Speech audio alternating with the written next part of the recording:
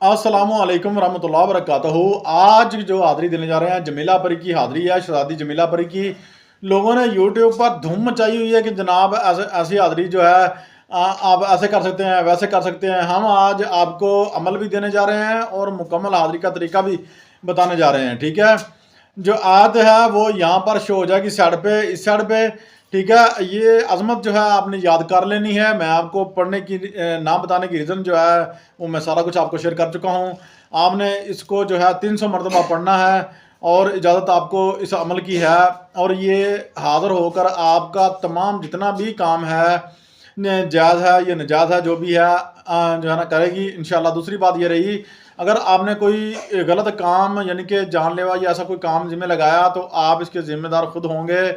پھر نہیں کہنا کہ آپ کا کوئی جانی نقصان ہو گیا، آپ کا کوئی مالی نقصان ہوا ہے۔ دوسری چیز یہ ہے، اجازت کے بغیر مت کیجیے گا۔ اگر اجازت کے بعد کریں گے تو پھر اس کا بھی جو ہے آپ کو نقصان یا نفع خود آپ ذمہ دار ہیں اس کے، ٹھیک ہے۔ ہماری طرف سے اجازت ہے سب کو۔ اور تیسری بات یہ ہے کہ آپ نے جب بھی یہ عمل کرنا ہے نماز عشاء کے بعد تمام کاموں سے فارغ ہو کے آپ نے یہ جو ہے نا حصار کر لینا ہے۔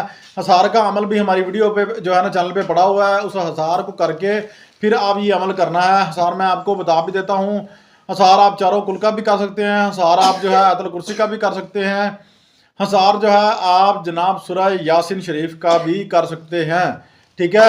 اور اس کے بعد حصار کرنے کے بعد آپ نے ایک چھری لینی ہے، چھری لے کر اس کے یہ چاقو لینا ہے، صاف پاک ہو، کسی کا استعمال شدہ نہ ہو۔ آپ نے جناب اس کے اوپر جو ہے 11 مرتبہ پڑھ کے دم کرنا ہے۔ آپ نے فی چکر پر 11 مرتبہ پڑھ کے دم کرنا ہے۔ یہ حصار ہو گیا آپ کا۔